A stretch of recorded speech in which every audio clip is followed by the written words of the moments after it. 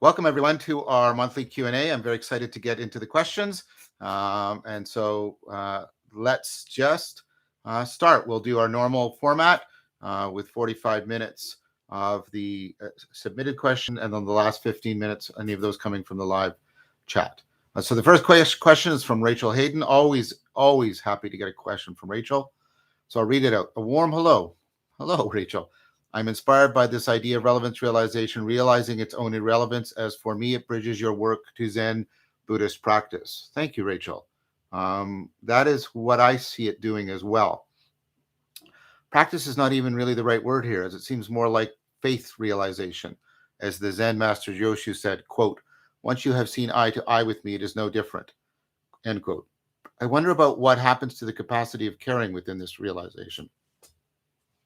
To me, phenomenologically, the caring of relevance realization is revealed to be boundlessly opened up, but in a way that becomes paradoxically an impartial caring. Not exactly universal, but prior to the universe. Hard to describe. It feels like potential energy. Wow, Rachel, you are really hitting this on the head. You're hitting the nail right on the head with this. Exactly. Can you speak to this form of cognitive science perspective? Oh, sorry. Can you speak to this from a cognitive science perspective? Thank you, as always. First of all, the way you're describing this and the connections you're making to Zen are deeply astute and deeply appreciated. I am more and more, although always only half jokingly, referring to my position as Zen Neoplatonism, integrating Zen and Neoplatonism. And by the way, lest you think that Zen has to be integrated with Buddhism, take a look at this book, Zen Catholicism, a book published in the 90s. There's an ongoing tradition. People that are, bona fide, admitted into the tradition by masters in both traditions, Zen and Catholicism. This is a book I'm about to read, and there's a bunch of others, because I think the possibilities of Zen, which was the integration of Taoism and Buddhism in a way in which there was a series of profound practices for continually privileging and prioritizing religio over credo, and then of course Neoplatonism as a whole series of practices for bringing ratio and religio into proper and deep relationship. And of course, Neoplatonism was itself the grand unifying field theory of the whole entire Western philosophical, ancient philosophical heritage. And as I've mentioned many times, it has an enormous capacity to enter into reciprocal reconstruction with Christianity,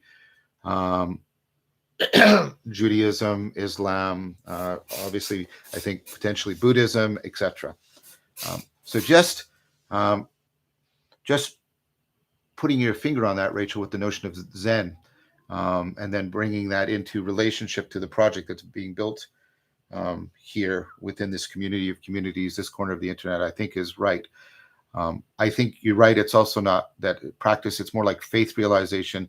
If we understand faith is exactly that, those two dimensions, that the prioritization of religio over credo, because the sense of connectedness is being prioritized, and then also the sense of ratio religio, the proper proportioning of that. And so faith realization in that sense, I think, is really good. And what does this do with the caring? I think that's something that I need to put more thought into. But there is something about the transformation. So I'm trying to put two things together. So we get to a place where relevance realization realizes that it's fundamentally irrelevant, because we are entering into relationship not with any beings or set of beings and their combinatorially explosive potential, both individually and collectively, but we're trying to get ratio religio and profound religio with being itself, with the ground of being. We're trying to get the reciprocal opening with the depths of being, the inexhaustible source of intelligibility. And that, of course, does not In that state, relevance realization is no longer proper. The caring that is always integral to relevance realization, because it's not cold calculation, it's caring because you are paying attention, you are taking a chance, you're spending time. Listen to the language, right? We're taking a risk, we're risking bias. All of this arouses us, requires our affect, salience grabbing our attention. Relevance realization is not cold calculation, it's profound caring. So the question is, if relevance realization realizes its own irrelevance, what happens to the caring that is enmeshed in relevance realization? And I think two things, and I can only speak phenomenologically, well, mostly phenomenologically and a little bit functionally. This is a really important question. And so this answer is no, I will not be satisfied this answer when I utter it, because it's still very much a work in process. But I think what's happening is, obviously, there is a caring for the ground of being, but it's not the normal arrow of relevance, which is how is it relevant to me? It's ultimately how am I relevant? In fact, that the arrow of relevance has been so completely turned around that the caring becomes indistinguishable from the movement of conformity to what is most real. And that's why I think it would come out as something like impartial caring, agapic caring, not universal, but prior to the universe, because you're trying to get to you're trying to put the primordial ground of your cognitive agency into an ever deepening conformity to the primal ground of being itself.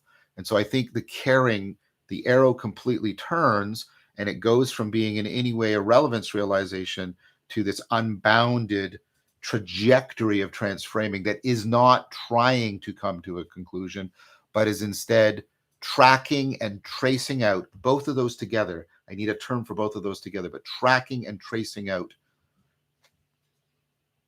the depths of reality for its own sake.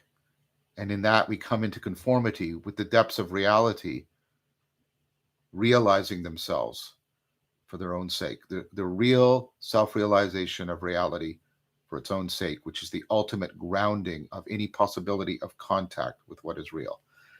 So that was a great question, Rachel. I really appreciate it. I hope you like the answer. This next question is from Hanu. I remember as a child, I was not able to appreciate a long piece of classical music, or jazz for that matter. I say appreciate. What I really mean is I couldn't even sit through them. They made me feel too anxious. Yes. I think this might be a common experience because children generally like consonant music.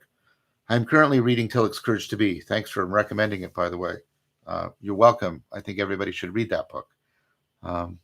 He says in it, confrontation with God produces absolute anxiety because of our finitude. Yes. But he doesn't stop there. So maybe you're still reading Tillich. Do you think the deepening of our understanding for music is symbolic for the deepening appreciation for reality? Yes. Is this one way of how beauty inverts the arrow of the ego to reveal a truth which allows faith in goodness? Yes. You are saying this so well. You are saying this so well. Do you think this is why we are drawn to music which makes us sad? Yes. If you'll allow me, and I'm not being hyperbolic here, these questions are demonstrating wise insight. I just want to shout yes what you're saying, because we have faith in music and can so stand the anxiety without fear, and is therefore symbolic for touching God. Yes, your ability to extend through the symbolic conformity to the flow of intelligibility and the evolution of your salience landscape. Your ability to extend your cognitive flexibility, extend your ability to track it and trace it, and be able to get the proper virtue of reverence, which is the virtue for awe, such that the diminishment of the self and its connection to finitude is no longer experienced negatively, but experienced positively, like in awe, because the finitude and the transcendence are being properly bound together. Religio, a tonos, a creative tension, like, and this is what Tillich talks about. And that creative tension is our most profound humanity. This is Plato's deepest point. Drew Highland's book. We are finite transcendence. We lose either one of these poles, and we lose our finitude. And this is, I think, for me, one of the great pieces of literature for that is The Heart of Darkness. And right, because Marlowe resolutely holds on to simultaneously his finitude, yet he pursues the quest and is engaged in transcendence as well. But he unlike Kurtz, he doesn't lose hold of his finitude. And unlike the Europeans, he's not just bound into his finitude in a completely servile and despairing manner. So we need these practices that do exactly what you're talking about here and enact what Tillich is talking about. We need these practices that put us into this tonos, this creative tension, which is a significant way of preserving our humanity. And then that is the meta meaning field, the fundamental agent arena relationship. The fundamental agent arena relationship is the relationship between finitude and transcendence, right? And so that is where we most deeply realize, preserve, and inhabit our humanity in the face of what is ultimate, or as you're putting it in this, God. And what Tillich does say, by the way, later on in The Courage to Be, is God takes that tonos up. God valorizes it. God neither wants to overwhelm us demonically, nor just serve us, serve our autonomy. God wants to afford our self-transcendence that nevertheless is always grounded in our mortality, which is the proper way to understand our finitude. And finitude is the proper way to understand our mortality. And so practices that can deeply sati remind us of that. And so we feel the stretch, but we also experience the reduction of the self in the face of the transcendent as awe rather than as awful or as horror. So that was a brilliant series of questions, Hanu. Thank you for that very much. This is from Alexander Prokopis. Do you have any advice how to best navigate a philosophy course? I'm in my first year university that is deeply materialistic. Should I continue to pursue it for the reasoning skills it might give me, even though it is basically devoid of the real knowledge and past the wisdom at the level you have been offering it? That is the decision I made, Alexander. I didn't make it first year. I made it second year. If you can, try and take an ancient philosophy course, which might open you up to a bit more of philosophy as a way of life. Philosophy as a way of life is becoming more, and the topics of wisdom and transcendence are coming back into academic departments, but it's a slow process, and it varies quite idiosyncratically between different places and institutions. But I decided when I faced the decision you are facing to go on with academic philosophy, and I only later discovered philosophy as a way of life. Like I said, you should be able to take some courses on ancient philosophy, existentialism courses that will give you more of a taste of philosophy as a way of life. I think the skills, the meta science, the meta culture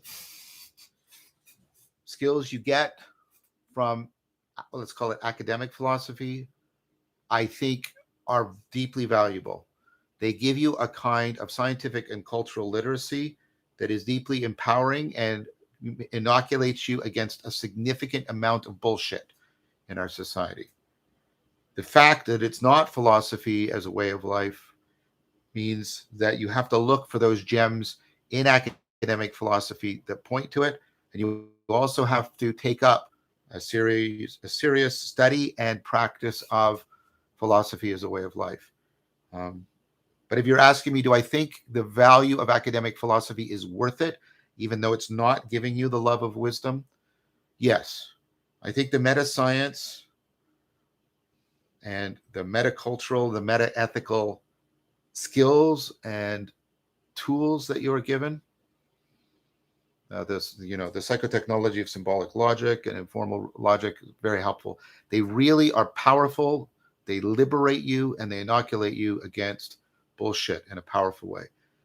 What I do strongly encourage you to do is to not give up philosophia, that instead you, in addition to the academic philosophy, you look for the gems you can find within the academic curriculum, and you also take up practices, ecology of practices, and the study of that literature independently of academic philosophy. I hope that answered your question, Alexander. Dominic Molinaro, do you have any advice for those who would like to set up a regular dialectic into Dialogos sessions for their local community? Thank you. Dominic, I recommend that you take the Circling into Dialogos workshop twice.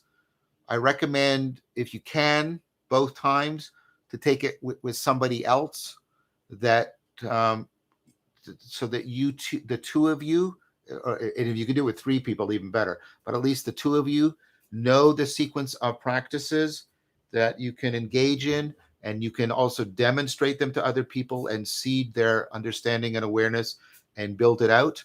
The other piece of advice I want to give is, so let's be clear what I just recommended. At least 2 of you, if more, that's great, but at least 2 of you do the workshop twice. It's good to do it twice because taking it with different people and different contexts, and it's always evolving. It gives you kind of a stereoscopic vision into the practice. There will also be in After Socrates demonstrations of all of this, so look for that. And Chris and I are writing the book about all of this, so look for that. But in addition to doing what I recommended, taking the workshop twice, taking it with some other people, so that you need to be able to demonstrate it. And of course, we also have some videos that you can make use of. There's one that's been put online with Guy and Chris and I about hope, which I think is particularly good. There's also several videos around philosophical contemplation that are also helpful. In addition to that, I strongly recommend against doing just dialectic into Dialogos. Dialectic into Dialogos is a meta practice. It's designed to be in a symbiotic relationship within an ecology of practices, mindfulness practices, movement practices, reflection and rationality cultivation practices. And the practices feed up into dialectic, into Dialogos, and then Dialogos acts as a normative guide. That's its intended design. It's not intended to be a standalone practice, but to be a meta practice that's in that symbiotic top-down, bottom-up relationship with an existing ecology of practices. So those are the 2 pieces of advice I would give to you, Dominic. I hope that's helpful. Thank you for your question.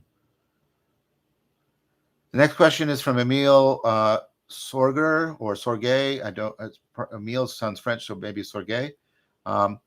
Can you speak to ways in which sapiential practices which originate in deific traditions can or cannot be reimagined in a modern context, such that practices are palatable to those possessing a scientific worldview, yet do not sacrifice their transformative power? Let me read the whole question, perhaps also covering some of the potential pitfalls of this process and ways to avoid them. Lastly, can we undergo this process in a way that honors the deific tradition? So deific is covering both deism and theism, I take it. This is what the whole of my project is about, Emile. To quote Camus, one of the characters in The Plague, my whole project is how to be a saint without God. That's the whole problem I'm up against these days. I do believe and because of good reason and good evidence and good transformation, because those are the ways in which we get truth: reason, evidence, and transformation. I do believe, I think in a highly justified way, that these sapiential traditions that originate within a deific traditions, it could be polytheistic too, because many of these, like Lectio Divina, pre-exist monotheism, that they emerge within the Neoplatonic pagan tradition, for example. So let's say in a deistic, theistic, or even polytheistic context, these practices can be transposed lovingly and exapted into our current context. That has very much been the case for me for many of the practices I practice and teach, and the way they are being reconfigured into new and emergent and vibrant living ecologies of practices. The work that Rafe Kelly is doing, for example, in Return to the Source and the other retreats he does. The work that Bonita Roy is doing, many of these really excellent teachers. The work that Thomas Stedinger is doing in Germany with Elizabeth. I woke all of these communities. Why do I say that? First, some people in these communities have rediscovered these practices independent of an awareness of their religious framework. They have come out of independent and non-theistic secular traditions, obviously informed by some religious background. So can it be done? Yes. I think there's very good reason, because I have many examples in both a top-down and a bottom-up fashion, people recreating these practices independently of the religious traditions, people learning from the religious traditions and taking them in to a more scientific worldview. I do think that the scientific worldview has to bend to accommodate them, but I think that bending is already occurring independent of this process of transposition. I won't repeat the arguments about how 4E cognitive science is doing exactly that, and how philosophically naturalism is being extended not to just what is derivable from science, but what is presupposed by science. That's something that Greg Enriquez and I are working on. We're going to be doing a new series together, Greg and I, about exactly that. So the reason I keep stumbling, Emile, is, sorry for that, Emile, is because I think the answer is a profound yes, but you have to take all of the argument from Awakening from the Meaning Crisis, all of the arguments since then, all the work that's been doing, all the participant observation, participant experimentation, participant psychotechnological engineering that I've been doing, all of that together to give you a yes. What's the pitfalls? The pitfall, and one that I'm trying to, the primary pitfall that comes to mind right away that I'm trying to avoid is trivialization and commodification. So one of the things that's happened with the mindfulness tradition is when it was de-religionized, when it was removed, secularized from its religious context by people like John Kabat-Zinn and others, you got a tremendous reduction of the ecology of practices and a tremendous reduction of the depth of meaning of mindfulness within those. And this, of course, is the basis of all the current critiques of mindfulness. So reduction of dynamic complexity, a refusal to enter into a deep exploration of one's ontology, a commodification and illegitimate repurposing of a practice. Mindfulness has been repurposed away from primarily the cultivation of wisdom towards primarily getting people to be willing to accept their dronage within the corporate machinery, which I think borders on evil. So those are primary pitfalls that need to be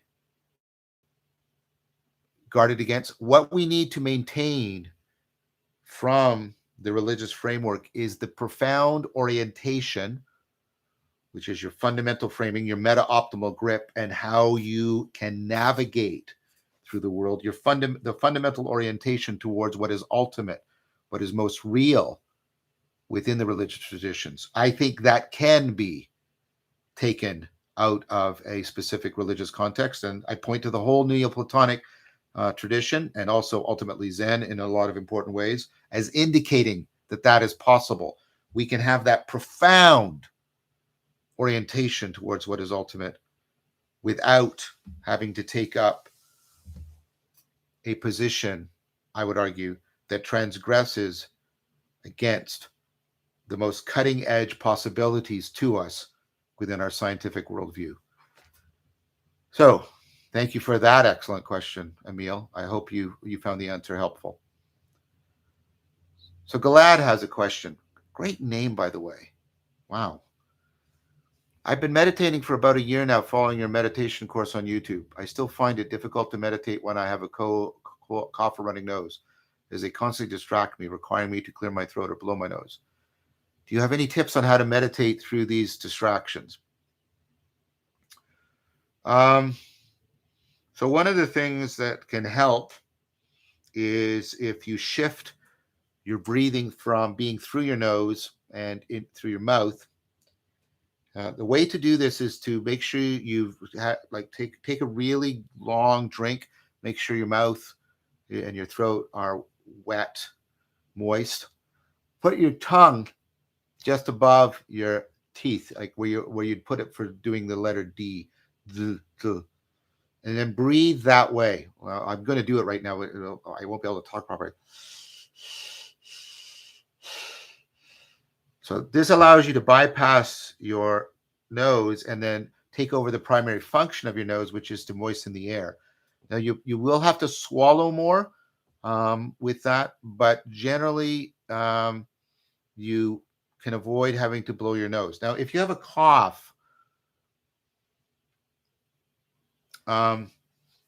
just clear your throat. There's nothing really that can be done about that. I'm sorry. You can meditate for as long as you can and then clear your throat. You should not teach yourself to you should not, I want to do this very carefully, teach yourself to suppress your gag reflex. That's not a good thing to do.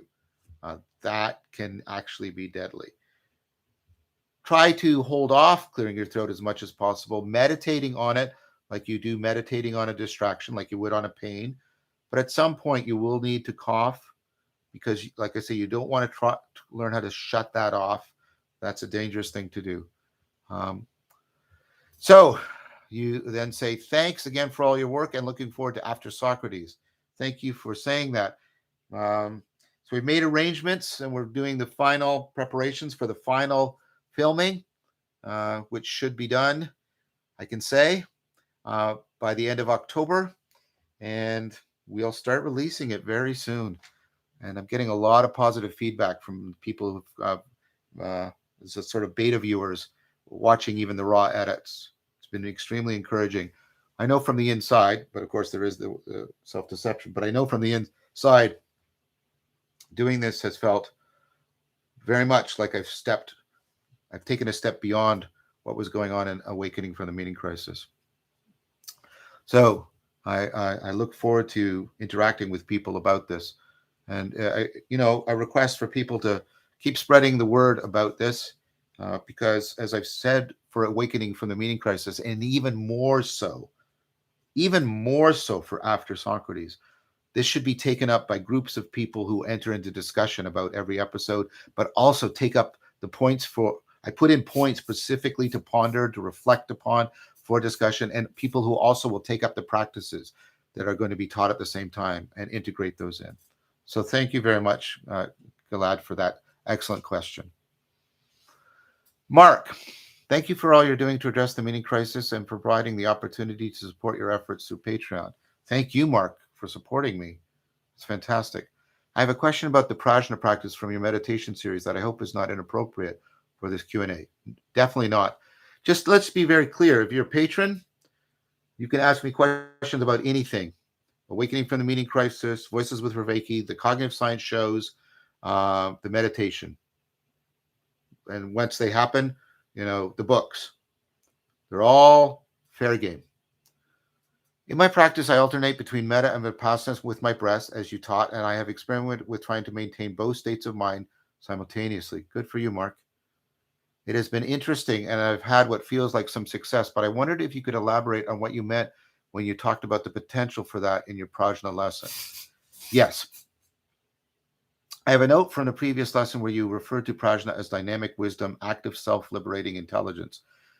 Is what feels to me like a mindset or state of mind missing something fundamental? Is that I think there might be a word missing from the question. Is what feels to me like a mindset or state of mind missing something fundamental about the Prajna practice? I think I understand what your question is, Mark. I may just be misreading it in a clumsy fashion. Yes. So the Prajna practice, when it moves to simultaneity, I've been thinking more about trying to articulate the phenomenology of that, and maybe that's what you're pointing to about the what if like a particular state of mind and this dynamic state. So one way to think about it is it's like a kind of clearing, and it has these two dimensions to it. One is you're stilling to the core. So you're stilling to the very core, that very place where the mind is most touching itself, like in the deepest vipassana. And this is a stilling to the very, very core. And it feels like everything is falling still. And at the same time, you're as open as you can possibly be. So there's a state of very, very still, falling still, having fallen very still, and having been drawn very open. And so you're still open. It's a bit of a mnemonic. You're still open, and you're open still. You're very still, very open.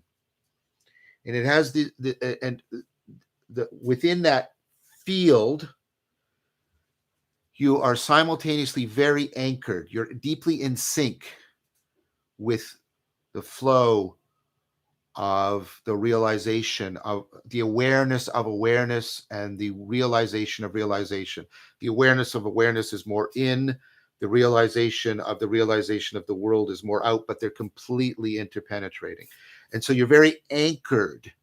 You're very anchored in this, how you're in sync with this field, but you're also absorbed in it. The way you let yourself to be, you let yourself, like when you let yourself be absorbed into a great piece of music or a profound poem. Plotinus talks about when you're reading and you completely forget that you're reading. It's that state of anchored. So the feeling tone, if I can put it that way, is a state of anchored absorption and absorbed anchoring, and it's still open, deep, profound, falling still within, and deeply opened out at the same time. And that is more what it feels like when it becomes simultaneous. But that isn't the final state. But I'm trying to give you a phenomenological touchstone, Mark, so you can move towards it. When you're in that, then what happens is a final, and this goes towards the answer I gave to Rachel, there's a final sort of letting go into this. It's just one-oneing, and there's a sense in which you're not doing anything at all. You are completely caught up in it. So that's a state in which it becomes a self-liberating, reciprocal opening. But you're even moving past it's opening, but in the sense of like the all at onceness of a bell ringing, It's already happening while it continues to happen. Um, and that state is where you precisely, because it takes on a profound life of its own, it is this active, self-liberating intelligence. It's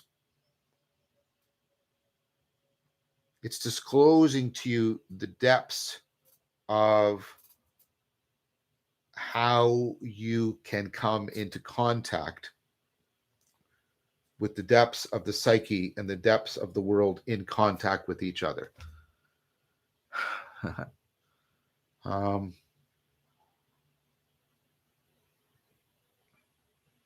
yeah, I think that's all I can say, Mark. I hope you find that helpful. Thank you for that excellent question. It gave me a chance to relate some of what I'm trying to work on right now. I'm sorry. I'm deeply appreciative and grateful of the position I'm in, but I'm in a challenging position because I have to try and articulate something that is very much resistant to articulation, and trying to find the right way to articulate it so that ultimately you will leave behind what I have said and realize it for yourself is what I'm struggling with. But anyways, thank you for that excellent question. And now a question from Rob Gray. I'll keep doing it. Go to Rob Gray's channel, The Meditating Philosopher. He is doing great work. Rob's channel needs to be lifted into more of the limelight in this little corner of the internet. Everybody, look at Rob's channel, participate in it, make comments, like it. Let's get Rob's channel out there. It's good stuff. Rob is a really good person. I got to see him again in person at Thunder Bay, in Thunder Bay at the Consciousness and Conscience Conference. Really, strongly recommend you check out what he's doing and you support it and help him get more woven into this little corner of the internet, because Rob is really a good person doing good work. And before I read and answer Rob's question, I just want to thank everybody who's been watching the films that from the Consciousness and Conscience Conference, both on their channel and on Paul Vanderklay's channel. The feedback has been deeply encouraging. So thank you very much for that. Okay, let's get to Rob's, I anticipate, excellent question. Oh, it's about Prajna as well. Prajna is an amazing practice, and you've mentioned that you did it a lot as it became internalized and accessed in your day-to-day life. To experience Prajna, going into the depths of mindfulness and in tandem going to the depths of metta, interpenetrating and co-affording. Well said. Mark, you might also pay attention to the answer to Rob. Within Rob's question, there's some great guidelines here. With some additional steps in practice, synergizing rather than adding where they birth, and enabling a new dimension of reality to notice and participate with, complexity through integration of the differentiation, exactly, then neither one alone could afford. Exactly. There's an important way in which you are complexifying in the relationship between Vipassana and Metta, and what emerges, what complexification always drives is a new emergent oneness beyond, right? Beyond the component parts. Well said. Well said. Could you talk about some of the theory and also other Neoplatonic practices where cultivating two or more different skills for a while, then uniting them to afford a synergy of self-transcending each practice?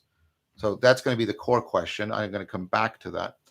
I find mindfulness plus X and moving practice plus Y, or imaginal practice plus Z, or social practice plus A all seem to have this potential when explored lightly and playfully, but also risk self-indulgence and parasitic processing. What Rob is doing here is wise. This is like stepping back and seriously playing, and then stepping back and considering the design principles, not just what you're doing in the practice, but the design principles of your ecology of practices. This is so important. Oh, yes. For example, talking to Simone rather than about her philosophy has this quality, and imaginal practices in nature enacting respect or reverence with familiar or under-noticed places. It feels like getting to know the moreness in a way that it becomes suchness, such that can afford moreness. If that makes sense, that makes perfect sense. I'm going to read that again. Getting to know, and he doesn't mean just propositionally, getting to know the moreness in a way that it becomes suchness, yes. That can afford moreness, yes. If that makes sense, yes. And often intimate, connected, and very meaningful. I'd love to take this beyond intuitive understanding and have a more technical, grounded understanding of how these synergies can be harnessed or differentiate. Integration in such. I can't read the rest of this for some reason. It's not coming up on the screen. There we go. Integration in such beautiful, profound, and pragmatic ways. Thank you, John. I think you first of all, you put your finger on exactly the developmental engine here. What you're doing is you are pushing. Think about physiological flexibility. What do we want? We want increased range. Is that all we want to be flexible? No, because I could hyperextend. We want increased range, but also the ability to escape polarity. So I don't get locked when I here, and I don't get locked here. So increased range, but increased ability to escape from polarity, and then an increased ability to not be in the default median place, so that you're also bouncing around a lot more. It's called metastability within the range. So think about those three dimensions: increased range, right? Increased ability to escape polarity, and cultivating metastability rather than single stability within that range. This is exactly what you're looking for in a martial art. That is what you're cultivating when you do what you're talking about here, Rob. This is how I understand it. When you can properly integrate differentiation, I'll stop because I used the wrong word. When you can properly complexify integration and differentiation, you are increasing the flexibility, and that's even I want to add a word to it, and I want to hyphenate them. You're increasing the flexibility, dexterity. This is the right in the right-handedness, in right mindfulness, right meditation, right, the meta optimal gripping, the right orientation. You're increasing the flexibility, dexterity of relevance realization itself. And insofar as you complexify relevance realization, so you get emergent capacities of relevance realization, you are directly cultivating wisdom.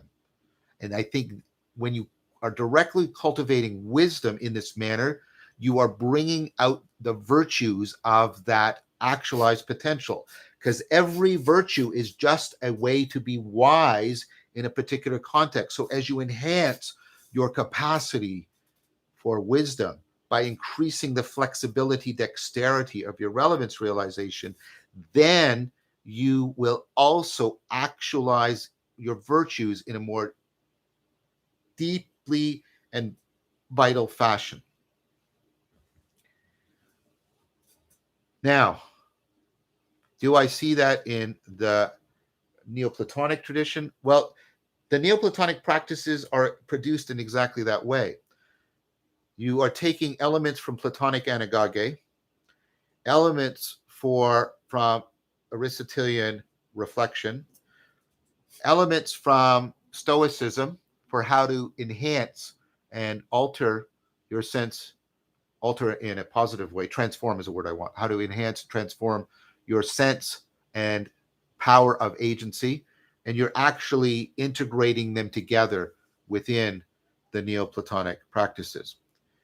But for example, I think integrating, and this is what we do in the workshop, integrating meditative. So first of all, you integrate meditation and contemplation similar to Prajna in the Neoplatonic practices. And then you take that training of mindfulness and you bring it into horizontal interactions, such as the circling practice. And right, so you're getting You get vertical dialectic and horizontal dialectic, and then you get the third dimensional of the complexification between those two, the way the vertical and the horizontal play off against each other within Neoplatonic contemplation, and then more properly even, more fully within dialectic into dialogos. And then, of course, you have the whole symbiotic relationship between dialectic into dialogos and in the ecology of practices. Now, trying to get what are all of the design principles, like how do you integrate imaginal practices with moving practices, social? This is very much something that's a work in progress, very much. But I do think that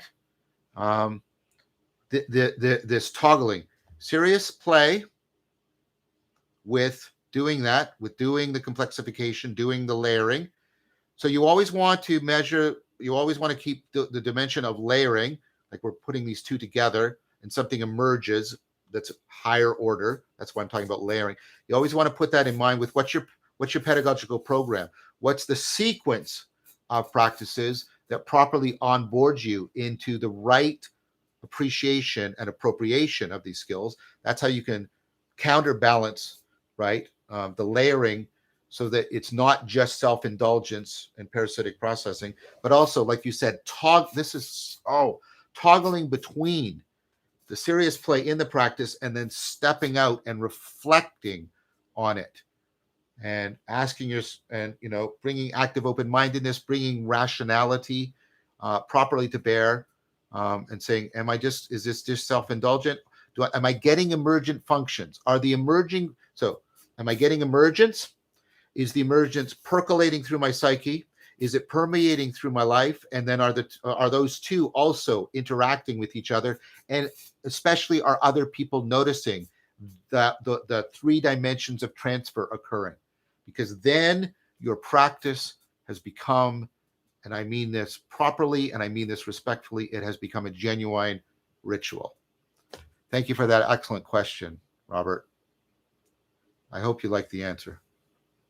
We're now going to shift to questions from the chat.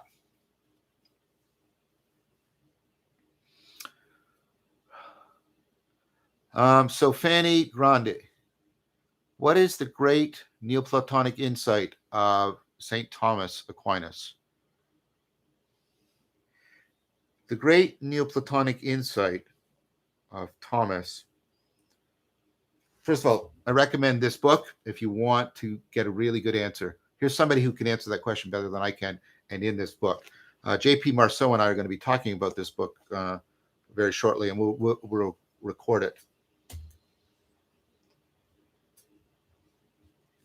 His great Neoplatonic insight is his understanding of being as the most, that being, I'm trying not to pun here, that being, capital B, should be understood as the most primordial act.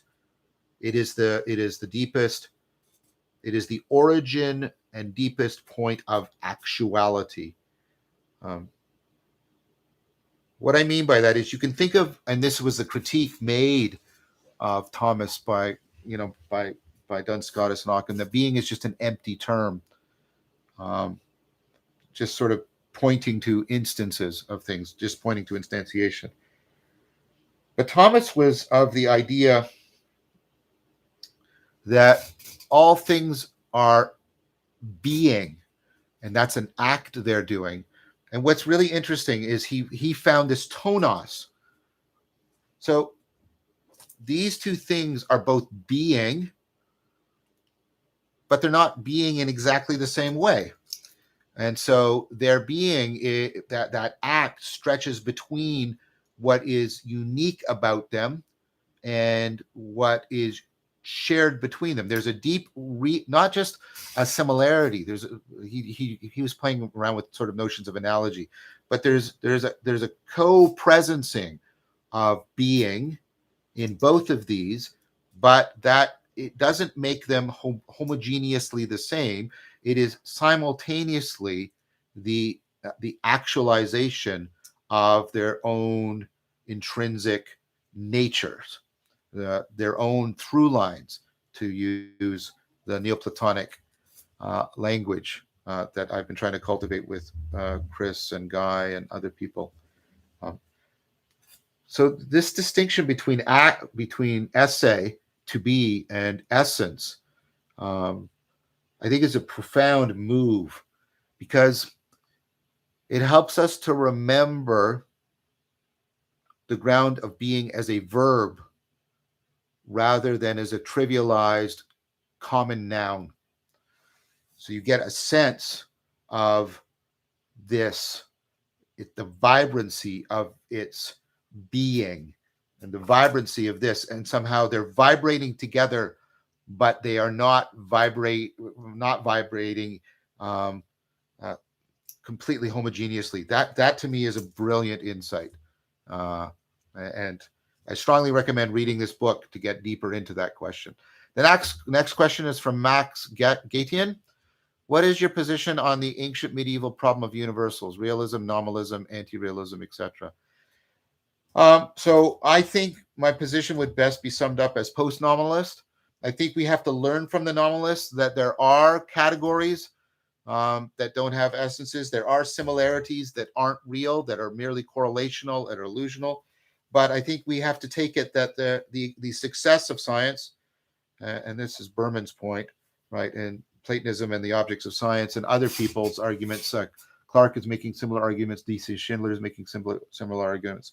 The success of science says, no, but there are categories that have essences. There are real patterns of real similarity, causal, but not just efficient cause, but formal cause, constraint, vertical causation, as Smith talks about. Wolfgang Smith and I, you can see those videos on the meeting code. All of that is a denial of the claim of nominalism. Certainly, I think anti-realism is. I think I don't see it as a viable position. I think it self-destructs. I think nominalism is logically possible, but I think it is largely undermined by the real success of science. I think you only get a strict nominalism if you deny the real success of science, and to me that seems to put one into a performative contradiction. So my position is post-nominalist Neoplatonic. I hope that answers your question, Max. I'm trying to get through as many of these as I can. Felix Dorek. Hi, John. Given insight is ultimately non-conceptual, has your conceptual work and clear passion for that work ever negatively interfered with your practice, and how so do you deal with it? Yes, it has. And it's dealt with it. Before how I dealt with it. I encountered it, funnily, in of course, a non-conceptual way, which was my passion for theorizing and teaching, and they overlap for me. And I'm very grateful that that is the case for me. I find it transferring to areas of my life where I should keep my mouth shut, and areas of my life where I should be paying more attention to the non-propositional, the non-conceptual. Please understand that a lot of the advice, if that's the right way to put it, or teaching that I'm giving you, I'm equally trying to apply to myself for two reasons. I need it. And secondly, I want to exemplify. I take seriously that I'm in some ways, because of what I'm teaching and how I'm teaching, I'm a role model. And I don't want to disappoint people in that role. And I don't want to disappoint myself. So I'm saying this as much to myself as I'm saying it to everybody else. I precisely catch myself, right, trying to be the theorist teacher in situations where I shouldn't be the theorist teacher. I should shut up and listen, and I should shift my attention into enacting the non-propositional, more making it more present, the perspectival, identifying it with it more, the participatory. And that is something I'm constantly doing. And so I have practices that are sort of meta practices in that they continually remind me to pay attention to inappropriate transfer and to seek out and enhance appropriate transfer. I hope that answered your question, Felix. We're going to now move to Brian's question. Brian Rivers. Oh, sorry, Rivera. Sorry, Brian. Do you think there's a hierarchy of insight, some insights being more important and depending upon others? How do you think about the progression of insight and self-awareness? Is there one? Yes, I definitely think so. I think that we can have systemic insights. So a single insight solves a single problem. And I argue for this in Awakening for the Meaning Crisis. But you can also get an insight into a type or a family of problems, a network of problems. And you can especially get this. Here's a whole bunch of problems that are incoherent, and then you get an insight where you find the nexus point between them, and then you, from that nexus point, it's like a two-moment systematic insight. So first of all, you insight into the nexus point, and then you get an insight from that nexus point into the whole constellation that is bound together through the nexus, and all of those problems get reformulated, co-addressed. And I think that's very much what's happening in childhood development.